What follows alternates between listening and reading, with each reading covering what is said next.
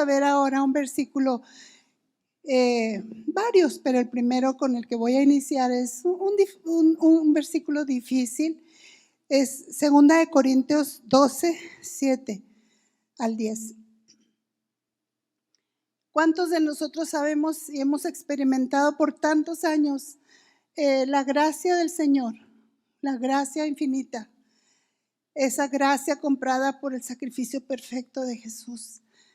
Y esta mañana voy a hablar acerca de eso, porque buscando a Dios Él me dijo, habla con mi pueblo y dile que mi gracia es suficiente, mi gracia les basta ante cada desafío de la vida. Así es que miren lo que dice, y para que la grandeza de las revelaciones no me exaltase desmedidamente, me fue dado un aguijón en mi carne, un mensajero de Satanás que me abofetee para que no me enaltezca en sobremanera, respecto a lo cual 3 veces he rogado al Señor que lo quite de mí, y me ha dicho, bástate mi gracia, porque mi poder se perfecciona en tu debilidad. Y realmente hemos comprobado que Dios ha enviado su gracia y se ha perfeccionado en nuestra debilidad. Lo que decías, pastora, hace un rato, venimos de una pandemia y hemos vivido una pandemia, pero su gracia no nos ha faltado, y en cada circunstancia, ¿verdad? Aquí estamos viendo algo que parece difícil porque dice que le fue dado un mensajero de Satanás que lo abofetee a Pablo. Dice, para que las revelaciones no lo exaltasen demasiado, de tal manera que llegara el orgullo y la altivez y lo derribara. Pablo había sido llevado al cielo, no sé si 2, 3 o cuántas veces, pero él mismo lo dice al principio en el verso 1, pero no me toma mucho tiempo leerlo, ustedes léanlo en su casa, pero él está diciendo que fui llevado al cielo, dice, y he oído las cosas más sublimes y visto, y dice, cosas que no se pueden hablar, no se pueden revelar, y entonces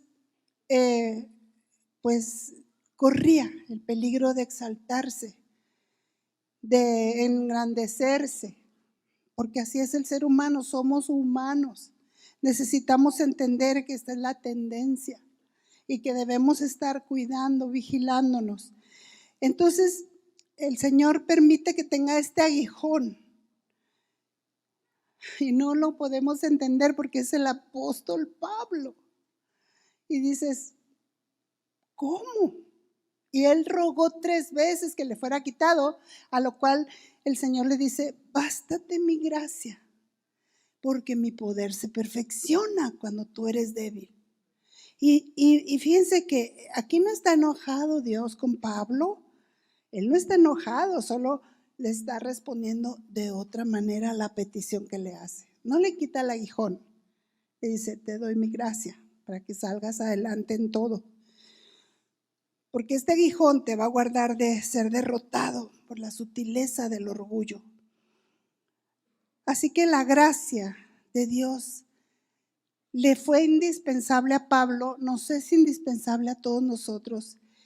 Y tenemos que reconocer que si algo hay de dificultad en nuestra vida, en cualquiera de las áreas, como persona, como matrimonio, se requiere gracia para encontrar una buena esposa, jóvenes. Se requiere gracia para encontrar un buen esposo. Se requiere gracia para todo, sea lo personal, sea lo ministerial, sea lo familiar, no importa de qué se trate, requerimos la gracia. Y saben una cosa, nuestra cultura glorifica mucho al que es sabio, al que tiene más fuerza, al que tiene más carácter, pero a veces el más fuerte no es el que exhibe más fuerza, sino el que no tiene ninguna, porque así lo leemos aquí en 2 Corintios.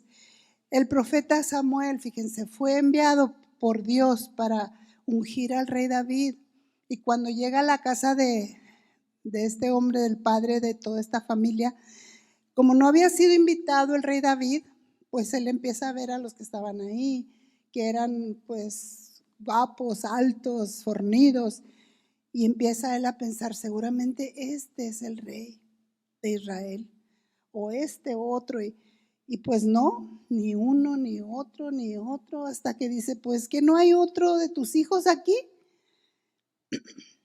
El Señor le dice, no veas, porque yo no veo lo que ve el hombre, lo que se exhibe externamente, yo veo lo que hay dentro, la fuerza interior. Esa fuerza no sale a menos que haya humillación en el corazón. Y ya más, imagínense, David está con un grupito de ovejas ahí, siendo, me imagino que en la tierra, con las ovejitas ahí sencillo, bajo de un árbol, no sé, escribiendo salmos, ¿verdad? Pero acá está la gran cena, la gran mesa, el mantel y todo, y pues él no fue invitado, pero esa humillación de ser el hijo menospreciado, eso lo vio Dios. Eso lo quebranta en su interior para que lo pueda el Señor elegir como el rey de Israel. Cuando somos débiles, Dios se hace fuerte. Cuando no tenemos nada, Dios se hace nuestro proveedor. Cuando estamos perdidos, Él se hace nuestro guía. Pablo decía, por lo cual, en el verso 10, por lo cual, por amor a Cristo, me gozaré en las debilidades, afrentas, necesidades, persecuciones, angustia. ¿Y cuál de nosotros podemos creer que eso era su fortaleza? Gozarse en las persecuciones, en afrentas, en debilidades. Era su fortaleza, de decir, de aquí nace mi fuerza.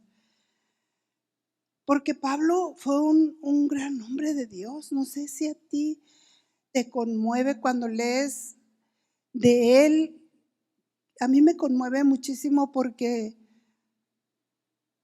sufrió demasiado.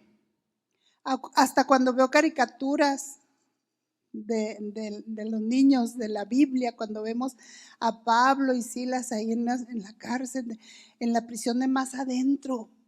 ¿Saben lo que es eso? La humedad, las ratas, el frío, la oscuridad, recién azotados y ellos ahí cantando, adorando en alta voz. Realmente a mí me hace llorar. Eso es hasta en caricatura, ya no digo en película o en la Biblia cuando la estoy leyendo.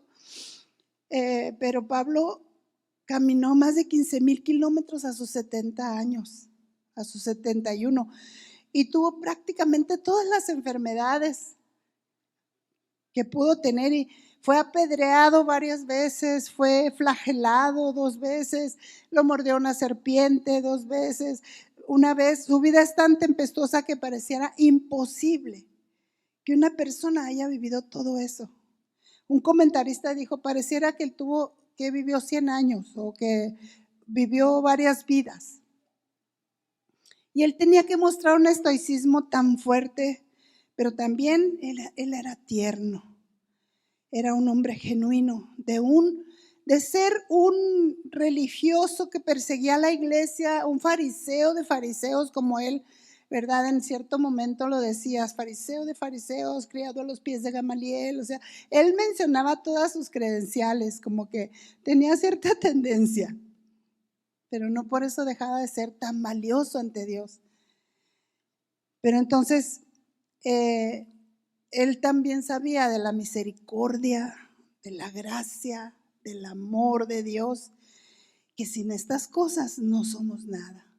Son cosas que tenemos que aprender como discípulos de Jesús y aprender que no podemos caer tan bajo que un día no nos pueda Dios levantar, porque precisamente Él busca a los que más caídos están. Y por eso dice que deja las 99 y se va detrás de la oveja perdida. Porque el más pecador es el que es buscado por la gracia. El que puede ser el derrotado, el descalificado para los ojos humanos es el buscado por el Señor para darle su gracia. Así que qué precioso es que Dios le haya perfeccionado a Pablo tanto, de tal manera transformado que él llega a ser una inspiración para nuestra vida, porque pensamos, si él transformó a Pablo, él nos puede transformar a nosotros. Al conocer a Pablo y su grandioso cambio, nos da esperanza, ¿verdad? Si nosotros nos humillamos ante él. Ahí en 2 de Timoteo, lean en su casa, capítulo 4, es conmovedor lo que narra, cómo le abandonaron, cómo todas las cosas que algunas de las que Pablo sufrió, pero nos inspiran y nos apacientan. Y a veces no logramos entender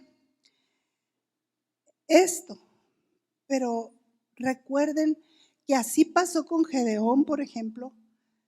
Gedeón era un hombre temeroso, un muchacho que tenía miedo de los madianitas, y en lugar de decir, ay, pues él era uno que se preparaba con su arco y cuando venía el enemigo, no, al contrario, se preparaba escondiendo las provisiones para que los madianitas no los dejaran sin comida.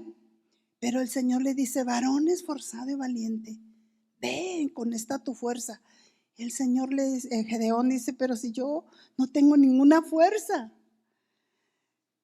Y ese era el secreto de su triunfo. Ese era el por qué Dios le decía esforzado y valiente, porque lo veía tímido, temeroso, tembloroso.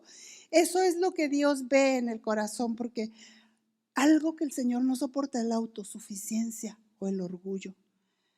Moisés también, él fue tartamudo y no aceptaba el compromiso que Dios le estaba dando de liberar al pueblo de Egipto.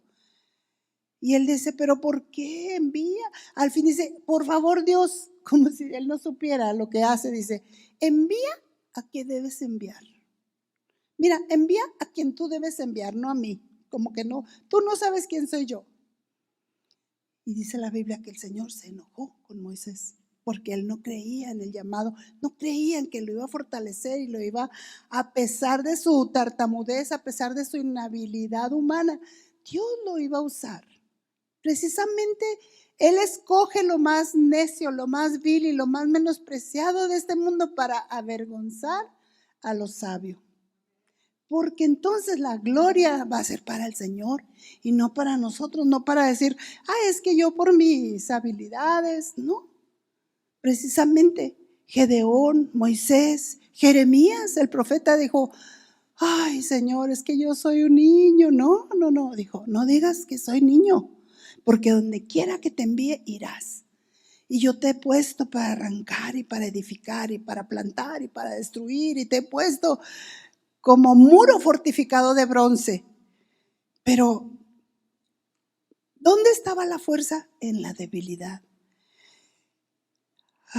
Eso va a desatar un nuevo mover de Dios sobre tu vida. Prepárate para ver milagros poderosos cuando te humillas, cuando reconoces que su gracia solamente es lo que te sostiene, porque cuando tú eres débil, eres fuerte en Él. En esa galería de hombres ilustres que vemos en Hebreos 11, que hasta, no sé si a ti, pero a mí me conmueve tanto cuando leo de este, de otro, del otro. Y dice que todos ellos sacaron fuerzas de la debilidad. Hay un secreto en ser débiles ante Dios, en mostrarnos humildes, en mostrarnos dependientes de Dios. Porque la debilidad es una fuente de fortaleza. Dice, para que el poder de Dios se manifieste y no sea gloria para nosotros. Por eso dice, diga el débil, fuerte soy.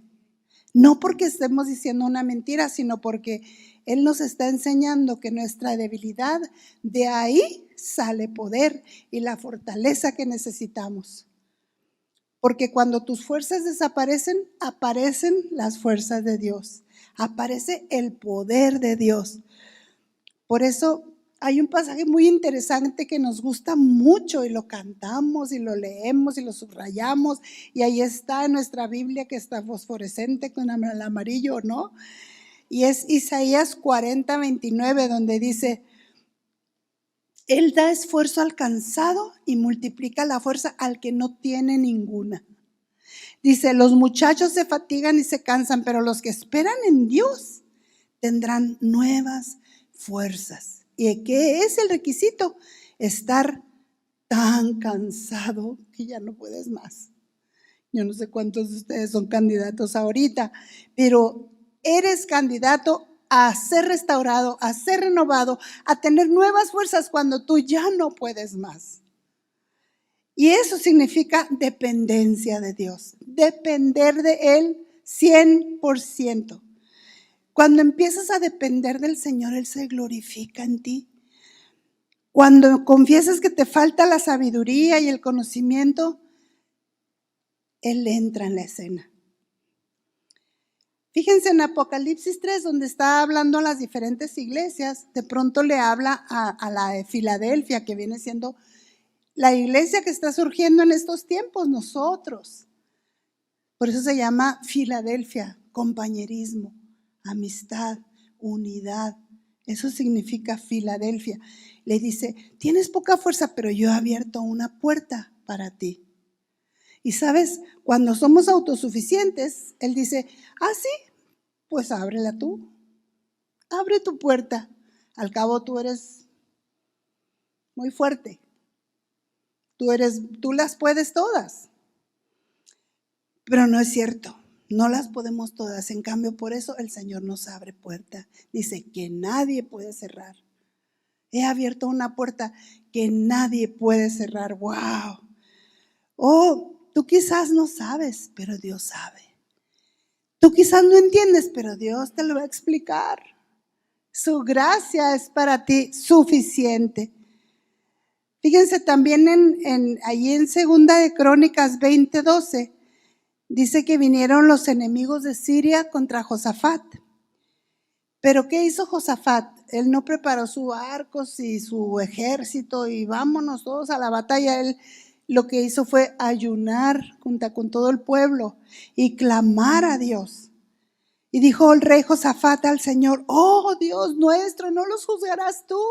Esperando en él, dice, porque en nosotros no hay fuerza contra tan grande multitud, contra el poder que viene contra nosotros. Solo tu fuerza.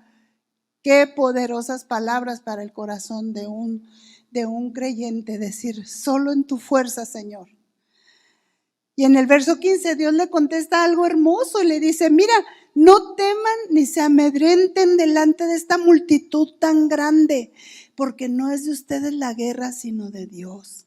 Dice en el 27, y todo Judá y los de Jerusalén y Josafat a la cabeza de ellos, volvieron para regresar a Jerusalén gozosos, porque el Señor les había dado gozo liberándolos de sus enemigos. Y vinieron, verso 28, a Jerusalén con salterios y arpas y trompetas, danzando y cantando a la casa del Señor. Y dice el verso 29, y el pavor, o sea, el gran temor se apoderó de las demás tropas enemigas.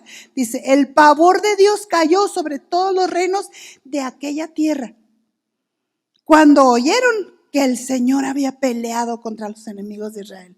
Imagínense que tus enemigos se llenen de pavor. Y yo no me refiero a que tengas grandes enemigos aquí humanamente, pero espiritualmente. Tenemos grandes enemigos, más grandes que nosotros. Pero el Señor se enseñorea sobre ellos cuando nosotros dependemos de Dios. Cuando solo Él es nuestra fuerza. El verso 30 dice, y el reino de Josafat tuvo paz, porque su Dios le dio paz por todas partes. ¡Wow! ¡Qué hermoso! Somos hijos de Dios, amados. Cierto. Pero a veces creemos que ser hijo de Dios significa nunca tener problemas. Al contrario, todos tendremos dificultades. No estamos exentos de nada. La única diferencia es que la gracia del Señor nos sostendrá. Jesús lloró.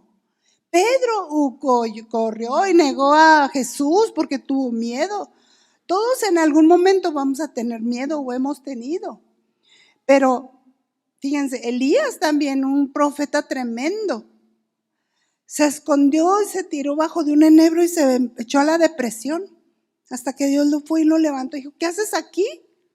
¿Qué estás haciendo? Levántate, ándale, come y corre porque tienes mucho que correr. David un día también, vámonos, se metió a la cueva de Adulam. Y dice que ahí estaban todos los amargados, los endeudados y todos los que no tenían esperanza. Wow, pero cuando vemos que esos amargados, endeudados y todos los que estaban ahí en gran postergación, fueron levantados como un ejército poderoso, el ejército de David, los valientes de David. ¿Cuántos de ustedes han leído sobre eso? Los valientes de David que peleaban sus batallas hasta que la espada se quedaba pegada en su mano. Me conmueve tanto. Las victorias no vendrán por nuestras fuerzas, sino por las fuerzas, por nuestra debilidad, por humillarnos ante Dios y reconocer que necesitamos su intervención. No podemos cambiar un hijo, no podemos cambiar una hija. Necesitamos su gracia para educarlos, para criarlos, para direccionarlos, para estar orando sin parar hasta verlos en el triunfo, en la victoria, en la línea recta. El Señor había llevado a Pablo 3 veces o algo así, no recuerdo exactamente, pero lo había llevado en más de una ocasión al cielo. Y él mismo dice, no sé si en el cuerpo o fuera del cuerpo. Yo no sé si yo estaba, dice, en cuerpo fui o solo mi espíritu, pero había visto lo que ojo no vio, ni oído oyó, ni ha subido en corazón de hombre, y que tenía el peligro de enaltecerse.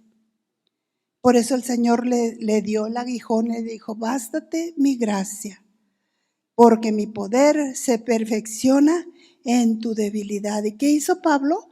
Allí en 2 Corintios 11:30 dice, si tengo que gloriarme, me gloriaré en mi debilidad, porque de ahí parte toda la fuerza. Algunas veces nos hemos visto en situaciones que nos hacen humillarnos, ¿verdad? Algo que nos abofetea para que recordemos lo pequeños que somos y la grandeza de Dios, la grandeza de nuestro Dios. Y tenemos que aprender a gozarnos, a regocijarnos, no solo cuando estemos fuertes, sino cuando estamos débiles. Cuando no podemos cambiar las cosas, debemos humillarnos. Porque a mayor tribulación, mayor debilidad. Y a mayor debilidad, mayor poder de Dios. Y a mayor poder de Dios, mayor su gloria. Para gloria del Señor.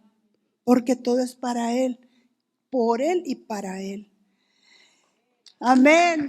Todo es por ti, Señor, y para ti, Padre. Gracias, Jesús. Qué grande es nuestro Dios. Muchas veces pensamos cuando a alguien le está pasando por algo difícil o a alguien le va mal, decimos, seguro anda en pecado. ¿Saben una cosa? Es algo equivocado totalmente. Equivocado. Porque todos tendremos tribulaciones, porque todos vamos a pasar por luchas que formarán nuestro carácter, que nos van a forjar, que nos van a enderezar, que nos van a llevar a nuestra meta eterna. Si una tribulación te lleva a depender de Dios, entonces es bendición. Entonces es bendición. Y a veces, fíjense, tendemos a confiar en una influencia humana. Tendemos a pensar, no, bueno, pues es que el presidente es mi amigo. Y aquí vemos un ejemplo en Isaías 6, del 1 al 8. Quitamos la confianza de Dios y la ponemos en persona. Y andamos tan seguros. Y aquí Isaías se ve quebrantadísimo porque murió, dice, en el año que murió el rey Usías. El rey Usías era su primo. Y él se sentía, pues donde quiera que entraba, las puertas se le abrían, se le atendía, se le honraba. Y él decía, pues, qué bendición. Pero que se muere el rey Usías. Y dijo, wow, ya no tengo nadie en quien confiar. Entonces alzó sus ojos a Dios y lloró, lloraba de desconsuelo y decía, en el año que murió el rey Usías, fíjense, el quebranto que sufre le permite ver una visión celestial preciosa, donde dice, vi yo al Señor sentado sobre un trono alto y sublime, y sus faldas llenaban el templo. Por encima de él había serafines, cada uno tenía 6 alas, con 2 cubrían sus rostros, con 2 cubrían sus pies y con 2 volaban. Y el uno al otro daban voces diciendo, Santo, Santo, Santo, el Señor de los ejércitos, toda la tierra está llena de su gloria.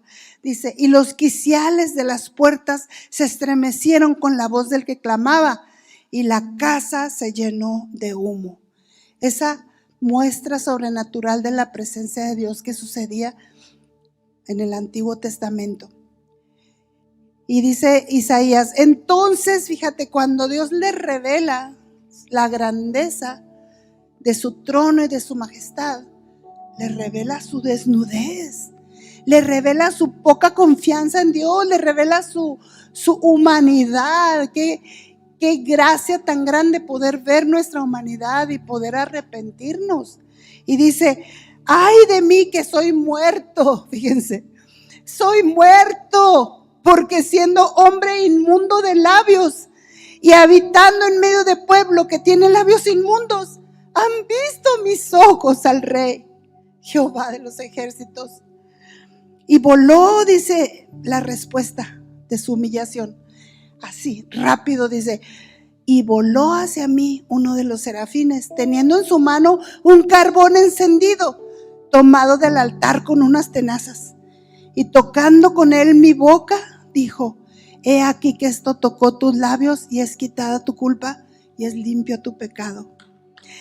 Amén. Y eso es lo que sucede en nuestras vidas. Cuando nos humillamos, cuando decimos, oh Señor, tu santidad es tanta y mi desnudez, cúbreme, cúbreme. ¿Sabes qué? Dios quiere cubrir nuestra desnudez. Cuando Adán y Eva pecaron, ellos trataron de hacerse vestiduras con hojas de parra, pero el Señor mató un cordero, unos corderitos, tipificando a Jesucristo, que iba a ser sacrificado por nuestro pecado, y les hizo pieles para cubrirlos. Siempre el Señor desea, en cuanto reconocemos nuestra desnudez, Él desea cubrirnos. Dice, y después oí la voz del Señor que decía, ¿a quién enviaré? ¿A quién enviaré? ¿Quién irá por nosotros? Entonces respondí yo, heme aquí, envíame a mí. Y vemos cómo Dios lo quebranta cuando ve su fealdad. Sí, primero lloraba por la muerte de Usías.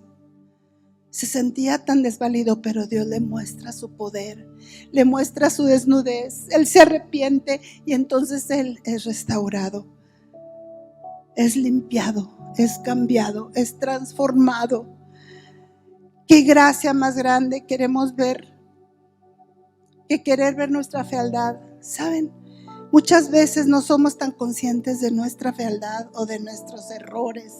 Somos conscientes de los errores de los demás. Y eso es una tragedia. Porque sí, ciertamente todos tenemos errores, pero nosotros también. O sea, los demás, pero también yo, también tú. Y si solamente te humillas, Dios transforma esa situación.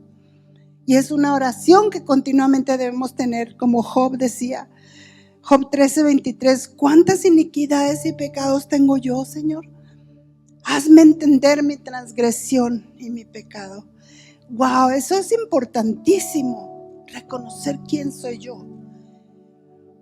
Y el profeta Isaías se le reveló tanto el Señor y él estuvo dispuesto a hacer su obra. Heme aquí, envíame a mí.